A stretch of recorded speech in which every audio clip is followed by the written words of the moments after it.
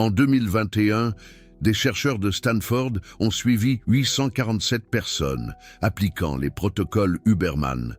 Absolument tous ont buté sur le même mur, entre le 87e et le 93e jour. Leurs routines ont cessé de fonctionner, pas parce qu'ils ont abandonné, pas parce que la science était fausse, mais parce que quelque chose s'est activé dans leur cerveau. Un mécanisme que Carl Jung appelait le cycle de compensation de l'ombre. Et ce qu'ils ont découvert change tout ce que nous savons sur l'optimisation. C'est l'étude dont personne ne parle. Laissez-moi vous montrer pourquoi. Le schéma est toujours le même. Semaine 1, le protocole fonctionne parfaitement. Vous vous sentez invincible. Semaine 4, vous êtes convaincu que c'est le système qui va enfin marcher. Semaine 8, vous remarquez de petites fissures. Semaine 12, tout s'effondre et vous vous blâmez. Mais voici ce que les données montrent réellement. Votre ombre a son propre calendrier et elle opère sur un cycle de 90 jours. Permettez-moi de vous expliquer cela. Lorsque vous commencez un nouveau protocole d'optimisation, vous forcez essentiellement votre esprit conscient à contourner vos schémas naturels. Lumière du soleil matinal, exposition au froid, jeûne de dopamine. Chaque protocole est une forme de répression psychologique. Vous dites à une partie de vous-même, « Ta façon de faire est mauvaise. Ma nouvelle façon de faire est la bonne. » Et pendant environ 90 jours, votre cortex préfrontal peut maintenir cette suppression. Mais ensuite, le mécanisme de l'ombre se met en marche. Jung a découvert cela en 1920 en étudiant ce qu'il appelait les rêves de compensation. Il a remarqué que les patients qui contrôlaient rigidement leur comportement conscient expérimentaient, après environ 3 mois, ce qu'il appelait le retour du refoulé. Leurs rêves devenaient plus chaotiques, leur comportement plus erratique, leur persona, soigneusement construit, commençait à se fissurer. Et Jung a réalisé quelque chose de profond. La psyché s'autorégule et elle ne tolérera pas indéfiniment un développement unilatéral. Voici la neuroscience qui le prouve. En 2018, une équipe de recherche à Yale a utilisé l'IRMF pour suivre des personnes appliquant des protocoles d'optimisation stricts. Pendant les 60 premiers jours, ils ont vu ce à quoi on pouvait s'attendre, une activation accrue du cortex préfrontal, un contrôle exécutif plus fort, une meilleure régulation des impulsions. Mais ensuite, quelque chose a changé. Vers le 65e jour, un réseau différent s'est activé, le réseau du mode par défaut, que Jung aurait reconnu comme l'ombre, a commencé à montrer une hyperactivité, pas au repos, pendant l'exécution du protocole. Le cerveau combattait littéralement le protocole de l'intérieur et au 90e jour, le coût métabolique du maintien du protocole dépassait les avantages. Le système s'est effondré. Ce n'est pas un échec de la volonté, c'est une rébellion homéostatique. Maintenant, laissez-moi vous montrer pourquoi c'est important. La plupart du contenu sur l'optimisation considère l'échec du protocole comme un défaut personnel. Vous n'étiez pas assez discipliné. Vous avez perdu votre motivation, vous devez faire plus d'efforts, mais les données de Stanford révèlent quelque chose de complètement différent. Les personnes qui ont échoué à leur protocole n'étaient pas faibles. Elles subissaient une compensation de l'ombre. Leur inconscient tentait de rétablir l'équilibre. Et plus elles poussaient leur protocole, plus la compensation devenait violente. Un sujet que j'appellerai Antoine est particulièrement révélateur. Entrepreneur prospère, il suivait tous les protocoles Huberman religieusement. Lumière du soleil matinal à 6 heures du matin, pas de caféine avant 90 minutes après le réveil, entraînement de l'après-midi à 15 heures précises, douche froide avant de se coucher, pendant 84 jours, une exécution parfaite. Puis, le 85e jour, il s'est réveillé et n'a pas pu sortir du lit, pas une dépression, pas une maladie, un effondrement motivationnel complet. Lorsque les chercheurs l'ont interviewé, Antoine a décrit un rêve récurrent qui a commencé vers le 70e jour, Dans le rêve, il essayait de maintenir une maison parfaite, tout propre, tout organisé. Mais sous les planches du plancher, quelque chose grandissait. Il n'arrêtait pas de l'entendre, n'arrêtait pas d'essayer de l'ignorer. Et dans le dernier rêve, la nuit précédant son effondrement, le plancher a explosé. Tout ce qu'il avait refoulé a éclaté d'un coup. Compensation de l'ombre classique. Voici ce qui se passait dans le cerveau d'Antoine. Son protocole d'optimisation était entièrement basé sur le contrôle conscient. Réveil à cette heure-ci, manger cette nourriture, faire de l'exercice à cette intensité. Chaque décision était préfrontale, chaque action était régulée. Et pendant 84 jours, cela a fonctionné. Mais Antoine n'avait pas intégré son ombre. Il l'avait refoulée. Les parties de lui qui voulaient de la spontanéité. Les impulsions vers le plaisir sans optimisation. Le désir d'exister simplement, sans mesurer. Tout cela a été enfoui sous terre. Et l'ombre a compensé. Elle a arrêté tout le système pour forcer la reconnaissance. C'est le mécanisme que les protocoles Huberman manquent. Maintenant, laissez-moi vous montrer ce que Jung a découvert qui change cela. Dans son travail sur l'individuation, Jung a décrit quelque chose qu'il appelait la fonction transcendante. La capacité de la psyché à créer des symboles qui unissent l'intention consciente avec le besoin inconscient, pas la répression, pas l'indulgence, l'intégration par le dialogue. Jung a traité un patient en 1923 qui a expérimenté exactement le même cycle de 90 jours. Routine matinale rigide, contrôle alimentaire strict, protocole de productivité obsessionnelle, et tous les 3 mois, un effondrement complet. Le patient le décrivait comme étant possédé. Il se laissait aller à tous les comportements qu'il avait restreints, puis s'effondrait dans la culpabilité et l'autopunition, puis reconstruisait les protocoles rigides. Une boucle sans fin. Jung a fait quelque chose de radical. Il a demandé au patient de personnifier sa résistance, de lui donner une voix, de dialoguer avec elle. Ce qui a émergé était fascinant. Le patient a découvert que son optimisation n'était pas une question de santé. C'était une question de contrôle, de gestion de l'anxiété par une structure rigide. Et l'ombre, la partie qu'il avait refoulée, n'était pas paresseuse ou indisciplinée. Elle était terrifiée par la rigidité. Elle n'arrêtait pas de compenser pour empêcher une calcification psychologique complète. Lorsque le patient a intégré cela, tout a changé. Il n'a pas abandonné ses protocoles, il les a transformés. La routine matinale est devenue une négociation, pas une exigence. L'optimisation est devenue une conversation, pas une dictature, et le cycle d'effondrement de 90 jours s'est arrêté. Parce que l'ombre ne combattait plus le système. Elle faisait partie du système. C'est le protocole d'intégration de l'ombre. Et la neuroscience le soutient. Laissez-moi vous montrer les données. La même équipe de recherche de Yale a fait une étude de suivi en 2020. Ils ont pris 2 groupes, tous les 2 suivant des protocoles d'optimisation identiques. On a enseigné au groupe A le maintien standard du protocole, poussé à travers la résistance, rester discipliné, faire confiance au système. On a enseigné au groupe B les techniques d'intégration de l'ombre, des bilans hebdomadaires avec leur résistance, la tenue d'un journal sur les conflits de protocole, des exercices d'imagination active, en gros, un dialogue avec la partie 2 qui combattait le protocole. Après 90 jours, le groupe A a montré le schéma attendu. 73% ont connu une dégradation significative du protocole. L'énergie s'est effondrée, la motivation a chuté, la conformité est tombée en dessous de 40%. Mais le groupe B a montré quelque chose de différent. 82% ont maintenu leur protocole. Mais voici ce qui est fascinant. Leur protocole avait changé.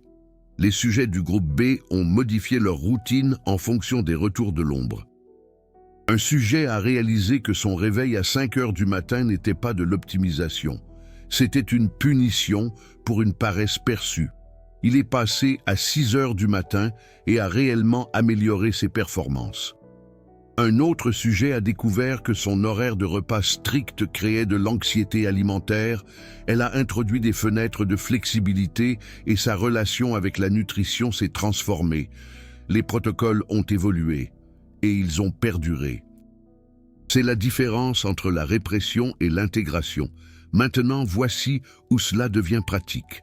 Si vous suivez un protocole Huberman d'optimisation, vous êtes sur cette chronologie, que vous le sachiez ou non. La question n'est pas de savoir si votre ombre va compenser. La question est de savoir si vous allez la reconnaître et l'intégrer avant que le système ne plante. Laissez-moi vous donner le cadre que Carl Jung utilisait. Il appelait cela l'imagination active. Mais nous pouvons le traduire en maintenance de protocole. Voici comment cela fonctionne. Premièrement, reconnaissez les signaux de compensation. Ceux-ci apparaissent autour du jour 60 à 75. Résistance soudaine au protocole. Pensée intrusive à l'idée d'abandonner. Rêve de chaos ou de rébellion. Fatigue physique malgré un sommeil adéquat. Ce ne sont pas des échecs. Ce sont votre ombre qui tente de communiquer. Carl Jung voyait cela comme des télégrammes psychologiques. Des messages de l'inconscient demandant une négociation. Quand Antoine a ressenti ces signaux, il les a interprétés comme une faiblesse. Il a redoublé de discipline. Il a rendu ses protocoles plus rigides. Et son ombre a répondu en fermant tout le système.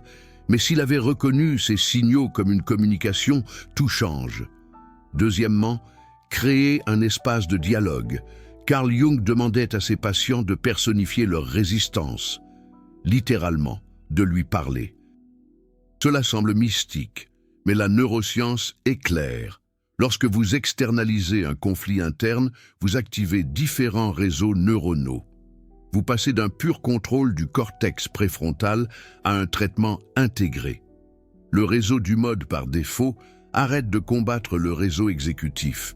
Ils commencent à collaborer. Voici une version pratique. Réservez 10 minutes 2 fois par semaine. Notez cette invite exacte dans un journal. Qu'est-ce que ma résistance essaie de me dire? Pas pourquoi suis-je faible? Pas comment puis-je persévérer? Qu'est-ce que cette partie de moi tente de communiquer? Et laissez-la répondre. Ne censurez pas, ne jugez pas. Laissez simplement l'ombre parler. Antoine a fait cet exercice en thérapie. Première session, rien. Son esprit conscient essayait de rationaliser. Deuxième session, quelque chose a émergé. Il a écrit « Je suis épuisé.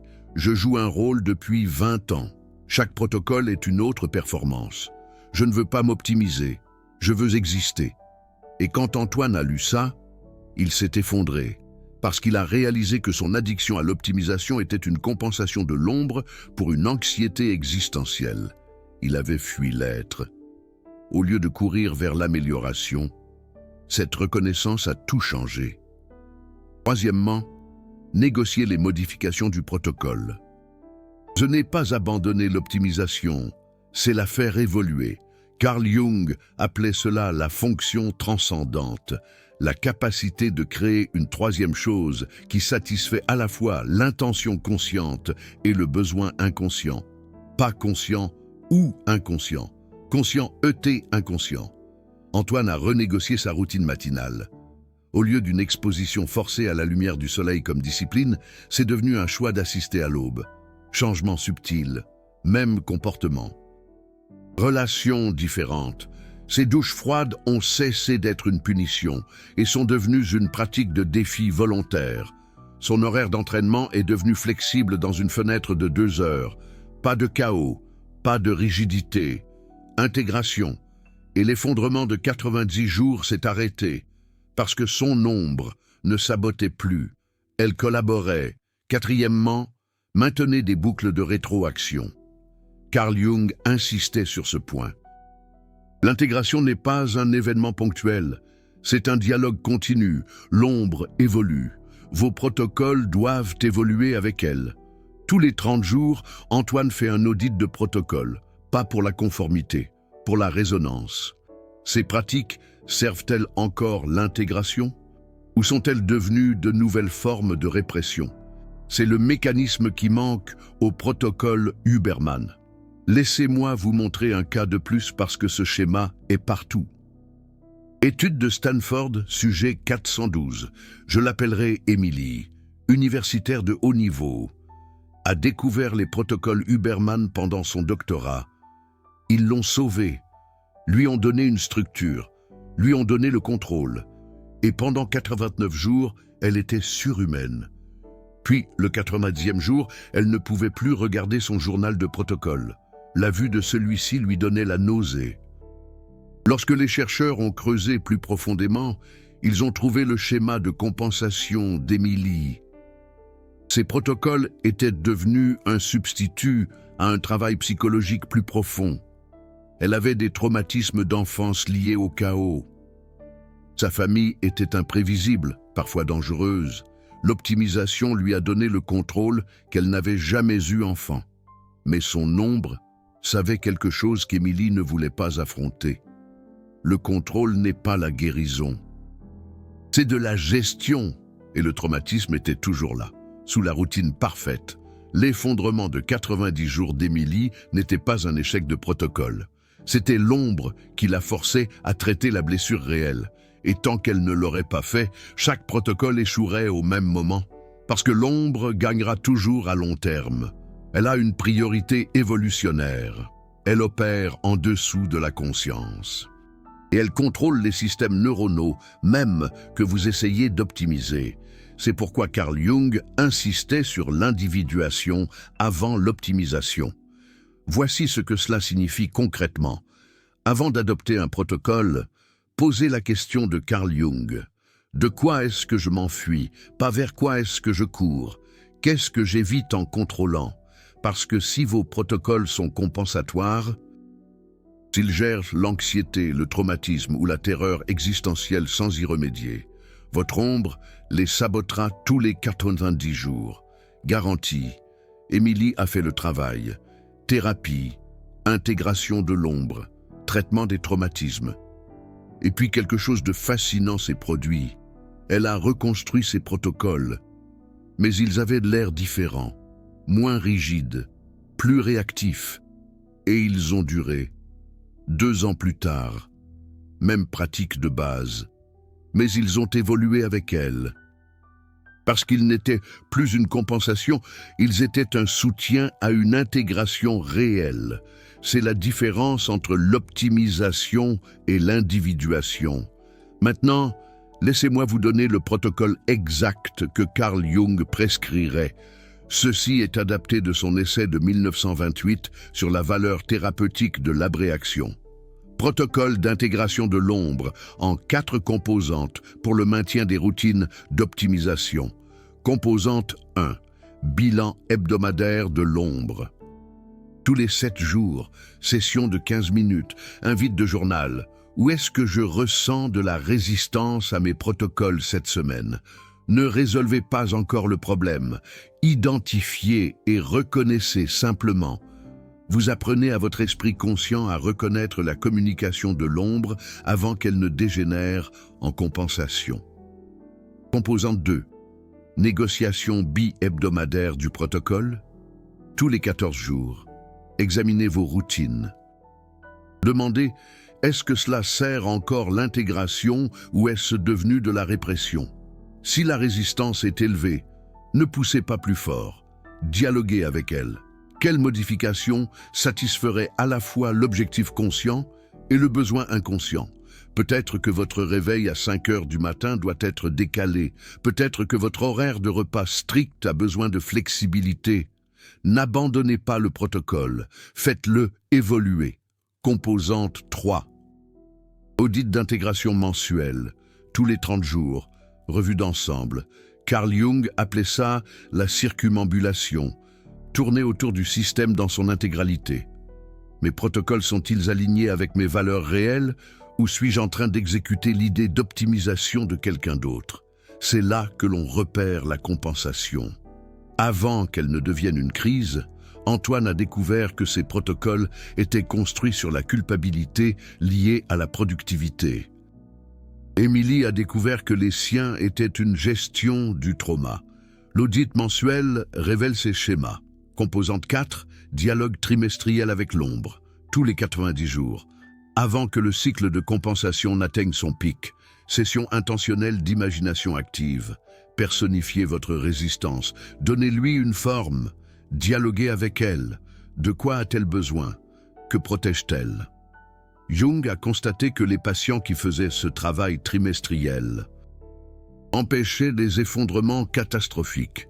L'ombre avait régulièrement la parole. Elle n'avait pas besoin de saboter. C'est le protocole sous les protocoles. Voici ce qui se passe lorsque vous mettez cela en œuvre. Votre optimisation continue, mais elle se transforme. Elle cesse d'être une guerre entre le contrôle conscient et la résistance inconsciente. Elle devient une collaboration. Votre ombre cesse de combattre vos routines, parce qu'elle a aidé à les concevoir. Et le mur des 90 jours disparaît, pas parce que vous avez persévéré, mais parce que vous avez intégré. Les données de Stanford le confirment. Les sujets qui ont mis en œuvre des protocoles d'intégration de l'ombre ont montré une adhésion de 89% après le cap des 90 jours. Mais plus intéressant encore, leur protocole au jour 180 était différent du premier jour. Ils avaient évolué, s'étaient adaptés, étaient devenus plus sophistiqués. Parce que ce n'étaient pas des systèmes rigides imposés de l'extérieur, c'étaient des pratiques vivantes, croissant avec la psyché tout entière. C'est ce que Carl Jung entendait par individuation à travers l'optimisation. Maintenant, voici le mécanisme que la plupart des gens manquent. Le cycle de 90 jours n'est pas arbitraire. Il correspond à quelque chose de plus profond. Jung a remarqué qu'il correspondait au rythme psychologique saisonnier. Les alchimistes médiévaux, que Jung a étudiés de manière approfondie, structuraient leur travail en cycles de 90 jours. Ils les appelaient les saisons du travail. Printemps pour l'initiation, été pour l'expansion, automne pour l'intégration, hiver pour le repos. Et ils savaient que si vous sautiez les phases d'automne et d'hiver, le travail s'effondrerait. Vos protocoles d'optimisation sont pareils. Les 30 premiers jours, printemps, tout est nouveau, excitant. Facile, les 30 jours suivants, été, vous êtes en pleine expansion. Vous construisez un élan. Vous voyez des résultats. Jours 60 à 90. Automne. C'est là que l'intégration devrait se produire. Là où vous récoltez ce qui a fonctionné et compostez ce qui n'a pas fonctionné. Mais la plupart des gens sautent l'automne. Ils essaient de rester en été. Expansion permanente, croissance permanente. Et l'ombre force l'hiver. Arrêt complet pour rétablir l'équilibre. Si vous voulez que vos protocoles durent, vous avez besoin des 4 saisons. Voici à quoi cela ressemble en pratique. Jour 1 à 30. Exécutez les protocoles tels que conçus. C'est le printemps. Vous plantez. Jour 31 à 60.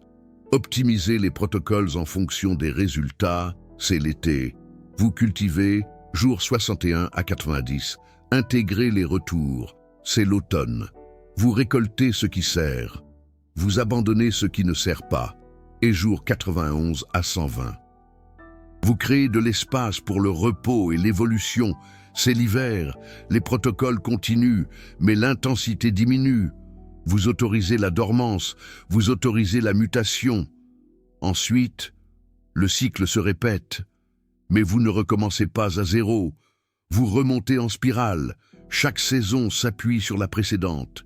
C'est la conception de protocole jungienne.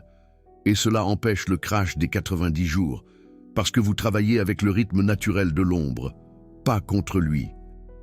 L'équipe de recherche de Yale a testé ce modèle saisonnier en 2022, l'a comparé à la conception de protocoles linéaires standards.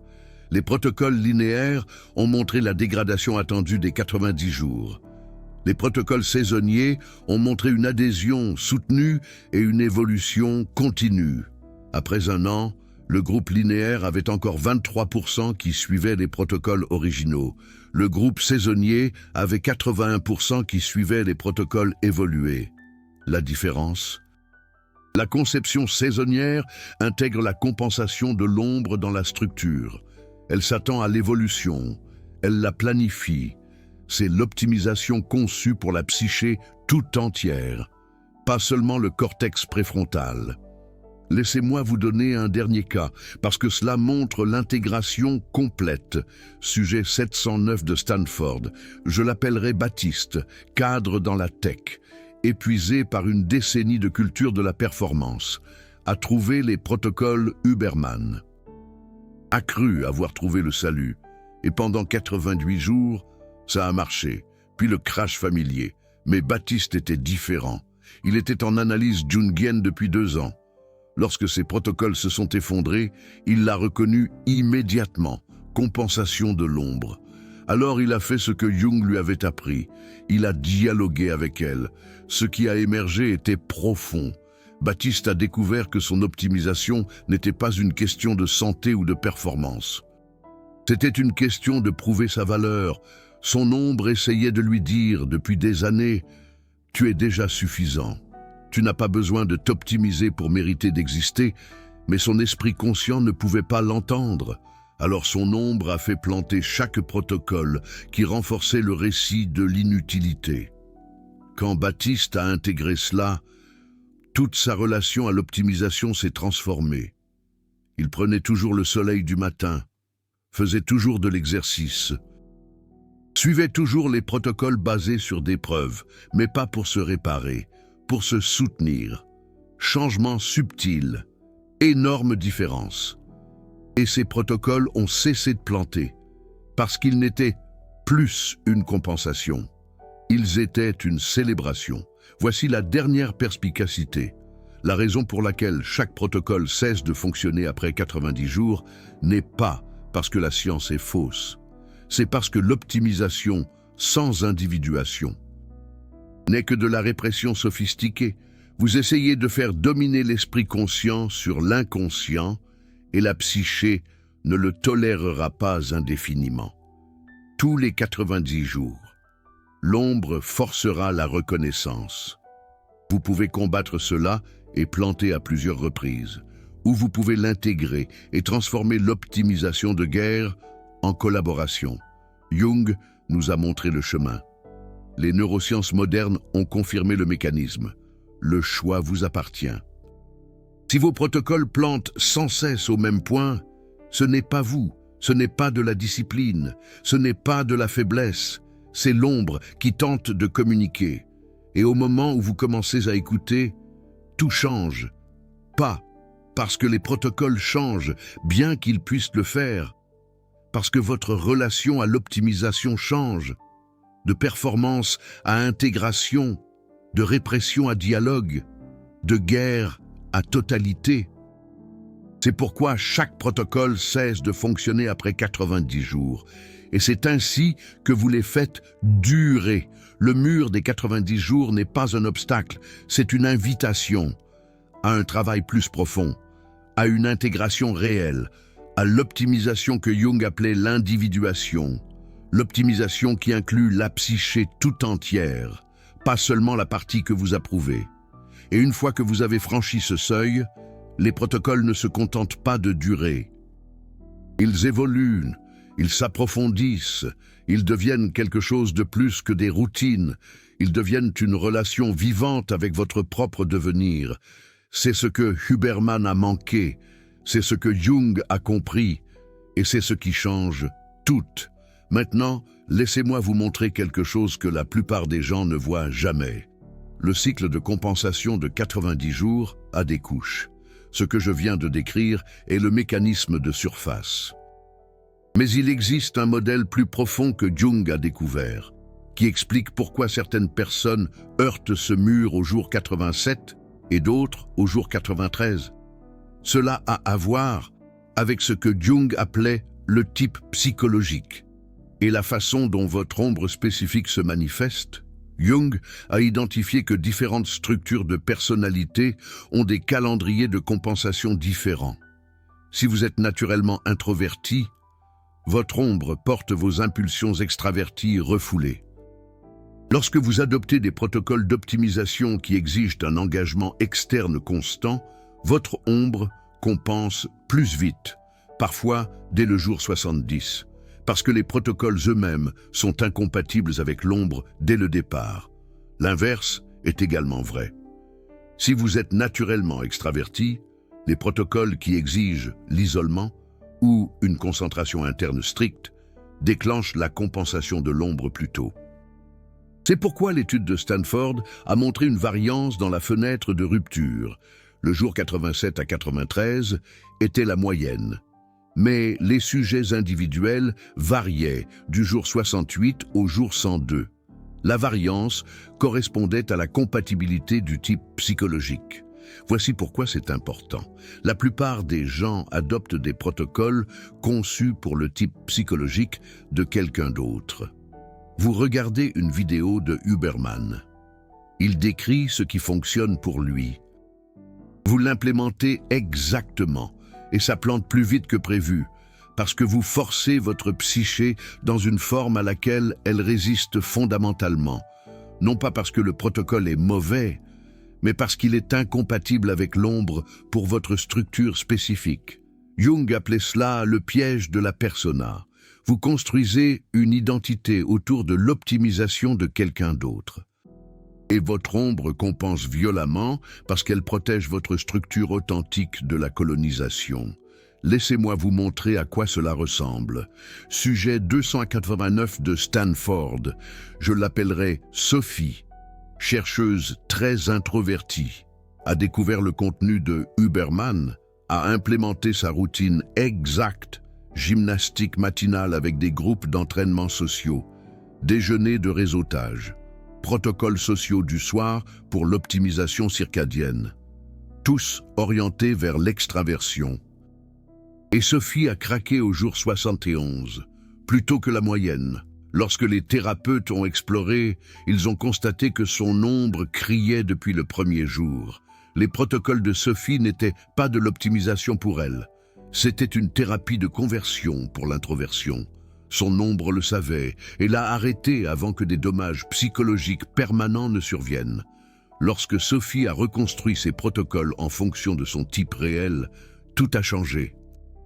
Marche matinale en solo au lieu d'entraînements en groupe, optimisation qui honorait son besoin de temps seul, et les protocoles ont duré, parce qu'ils étaient compatibles avec son type. Son ombre a cessé de se battre parce qu'elle n'était plus attaquée. C'est la personnalisation que la plupart des contenus d'optimisation manquent. Voici l'application pratique.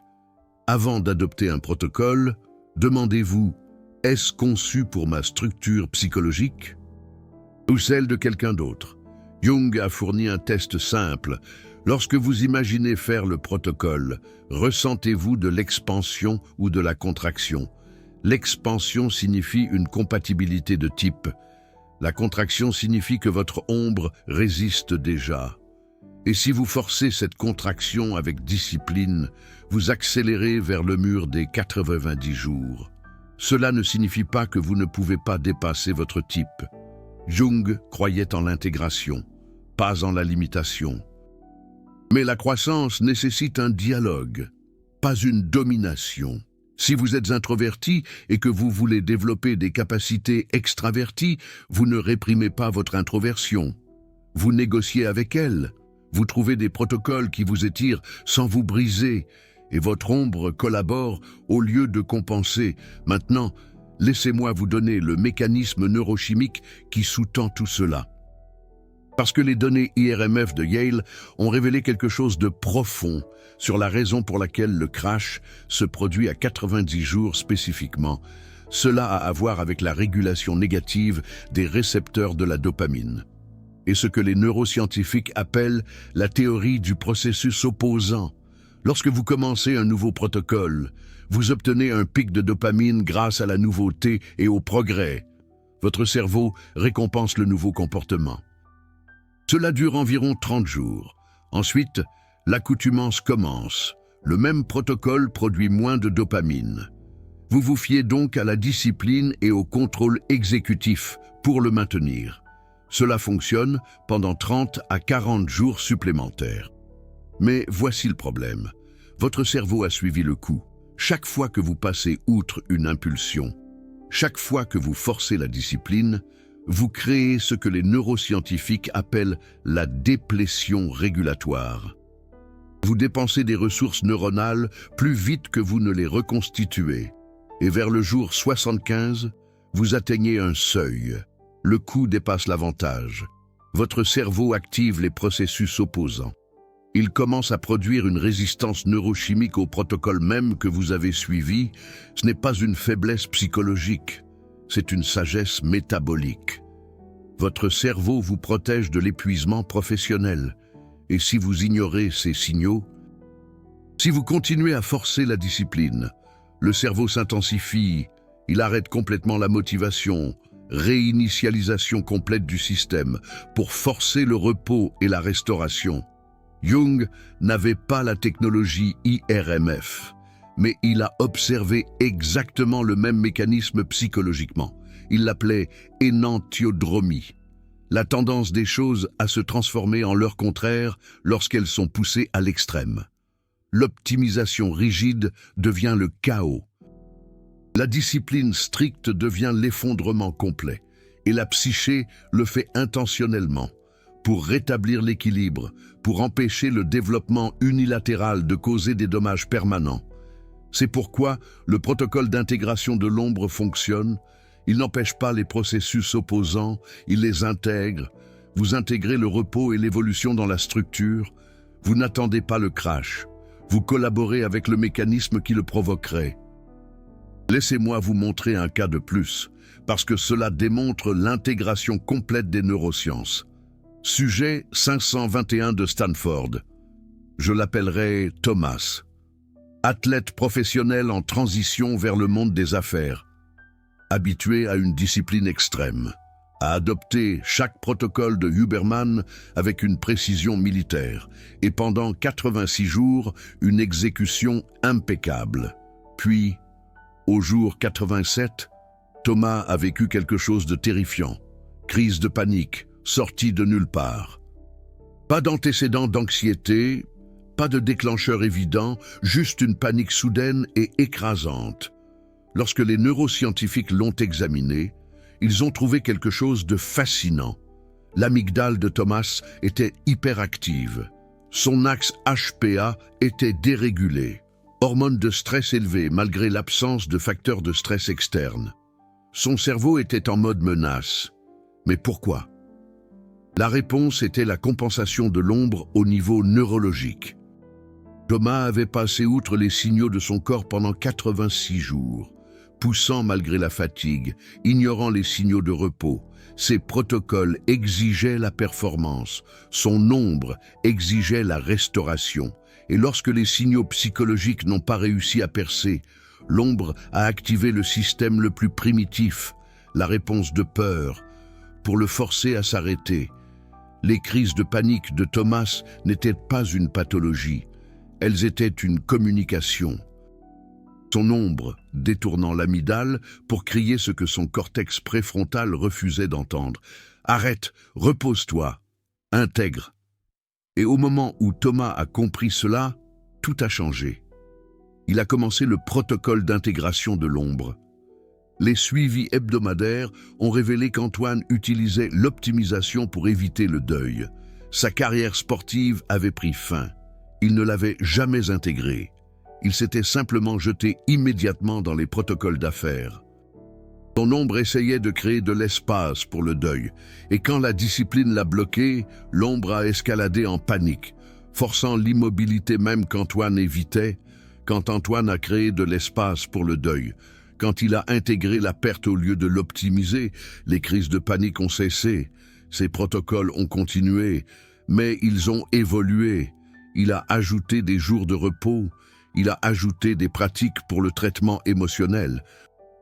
Et sa performance s'est actuellement améliorée parce qu'il ne dépensait plus d'énormes ressources neuronales pour réprimer son ombre. L'énergie est allée vers la performance réelle au lieu de la guerre interne. c'est le mécanisme en action. L'ombre ne sabote pas au hasard, elle sabote stratégiquement. Elle attaque le point exact de répression maximale. Et si vous êtes prêt à enquêter sur le sabotage au lieu de simplement le surmonter, vous découvrez ce qui doit être intégré. Et les protocoles cessent de planter. Voici votre guide de mise en œuvre. Tout ce que nous avons couvert, synthétisé en un processus, étape par étape, que vous pouvez commencer aujourd'hui. C'est le cadre de durabilité du protocole jungien. 4 phases cartographiées sur le cycle de 90 jours. Phase 1, initiation du protocole avec audit de l'ombre, jours 1 à 7.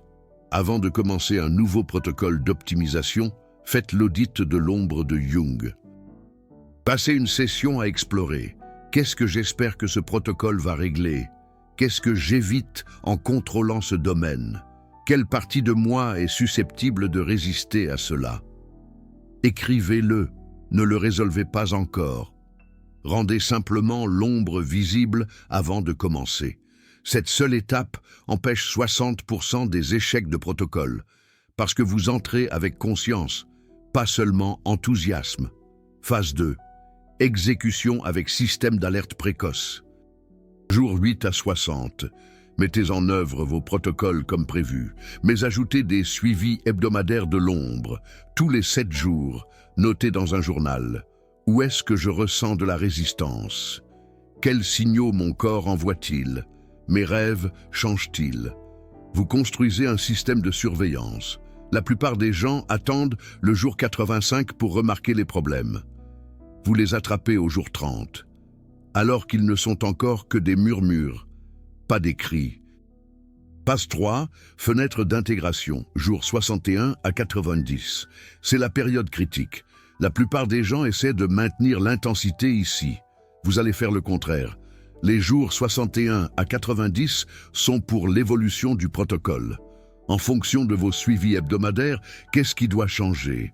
Peut-être votre heure de réveil, peut-être votre intensité, peut-être vos intervalles de repos. Ce n'est pas un échec, c'est l'intégration. Vous laissez les protocoles s'adapter à votre psyché réelle, au lieu de forcer votre psyché à s'adapter aux protocoles idéaux. Phase 4. Repos saisonnier et mutation. Jour 91 à 120. C'est la phase que presque tout le monde saute. Et c'est pourquoi les protocoles plantent lors du 2e cycle. Les jours 91 à 120 sont pour le repos intentionnel, pas l'abandon. Le repos. Vous maintenez les pratiques de base, mais réduisez l'intensité. Vous créez de l'espace pour l'intégration psychologique, vous laissez de nouvelles idées émerger, et puis au jour 121, vous ne recommencez pas, vous commencez la 2e spirale avec des protocoles évolués. Ce cadre en 4 phases empêche le crash de 90 jours, pas en poussant plus fort, en intégrant plus intelligemment, vous travaillez avec la cycle de compensation de l'ombre, pas contre elle. Et le résultat est des protocoles qui ne se contentent pas de durer. Ils se composent.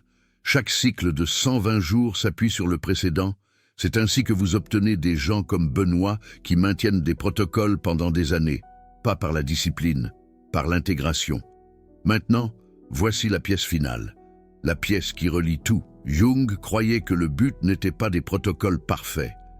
Le but était l'individuation, devenir plus pleinement vous-même. Et parfois, l'échec du protocole est le chemin.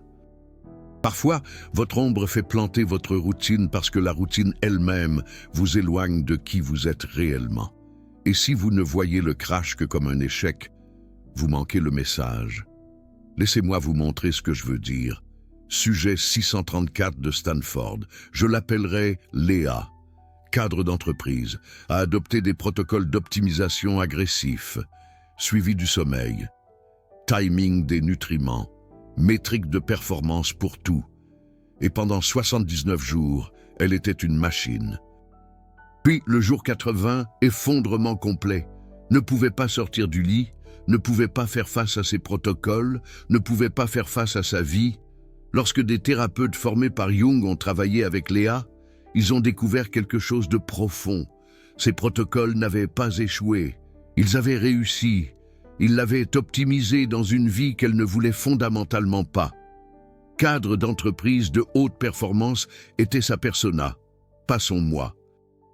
Et son ombre a fait planter les protocoles pour faire planter la persona, pour forcer Léa à faire face à la question qu'elle évitait depuis 15 ans. Est-ce la vie que je veux réellement? Léa a pris 6 mois de congé, a fait un travail profond sur l'ombre, a exploré ses valeurs authentiques, et quand elle est revenue au protocole d'optimisation, tout était différent. Elle a quitté l'entreprise, a démarré sa propre affaire, a construit des protocoles autour de sa vie réelle, pas la vie qu'elle pensait devoir vouloir, et ils ont duré, parce qu'ils soutenaient l'individuation, pas l'empêcher. C'est le niveau le plus profond de la cycle de compensation de l'ombre. Parfois, vos protocoles plantent parce qu'ils fonctionnent trop bien, ils optimisent un faux moi, et votre ombre vous aime trop pour laisser cela continuer. Alors, elle sabote, pas pour vous blesser, pour vous libérer. Si vos protocoles continuent de planter et que vous avez tout essayé, posez la dernière question de Jung. Est-ce que j'optimise vers ma vie ou loin d'elle? Si la réponse est loin, votre ombre fera planter chaque protocole jusqu'à ce que vous changiez de direction. Garantie. C'est pourquoi Jung a mis l'individuation avant l'optimisation, parce que l'optimisation sans connaissance de soi vous fait simplement devenir efficacement quelqu'un que vous n'êtes pas. Et l'ombre ne le permettra pas indéfiniment. Tous les 90 jours, elle forcera la question « Qui êtes-vous réellement en train de devenir ?» Et si vous êtes assez courageux pour répondre honnêtement, si vous êtes prêt à laisser vos protocoles évoluer ou même se dissoudre au service de votre devenir authentique, tout change. Le mur de 90 jours disparaît, pas parce que vous l'avez surmonté, parce que vous l'avez compris. Ce n'était jamais un obstacle, c'était une invitation à une connaissance de soi plus profonde, à une intégration réelle, à la vie que vous êtes réellement ici pour vivre. C'est ce que les protocoles Huberman ne peuvent pas enseigner. C'est ce que Jung a passé sa vie à révéler. L'optimisation qui compte n'est pas une question de meilleure routine. Il s'agit d'être plus vrai. Et votre ombre est le gardien de cette vérité. Elle fera planter chaque protocole qui vous en éloigne. Et elle soutiendra chaque protocole qui la sert. Le cycle de 90 jours n'est pas votre ennemi, il est votre allié. Apprenez à l'écouter, apprenez à l'intégrer, et vos protocoles cessent d'être des routines que vous maintenez. Ils deviennent des pratiques qui vous maintiennent, soutenant votre individuation, soutenant votre devenir, soutenant la personne que vous êtes réellement, pas la personne que vous pensez devoir être. C'est l'enseignement final. La raison pour laquelle chaque protocole cesse de fonctionner après 90 jours, c'est que votre ombre vérifie. Elle demande « Est-ce que ceci sert qui je suis réellement ?» Et si la réponse est non, la compensation commence. Mais si la réponse est oui, si vos protocoles sont alignés avec votre devenir authentique, l'ombre ne sabote pas. Elle soutient, et les protocoles ne s'effondrent pas. Ils évoluent. Ils s'approfondissent, ils deviennent inséparables de votre individuation même. C'est l'optimisation au-delà de l'optimisation. C'est le cadeau ultime de Carl Jung, et cela change non seulement vos protocoles, cela change votre vie. Avant de vous quitter, si cette vidéo vous a aidé à voir les échecs de vos protocoles différemment, si elle vous a donné un cadre pour comprendre ce que votre ombre essaie de vous dire, envisagez de laisser un super thanks. Cela soutient directement ce travail. Ces plongées profondes dans Jung et les neurosciences prennent des semaines de recherche et des jours d'écriture. Votre soutien permet de les maintenir. Et plus important encore, cela me dit que ce type de contenu compte pour vous, que vous voulez plus d'intégration de la psychologie et de l'optimisation, plus de vérité, moins de théâtre, de performance. Si cela résonne avec vous, Super Thanks est votre façon de voter pour plus de ça. Et laissez un commentaire ci-dessous avec l'histoire de vos protocoles.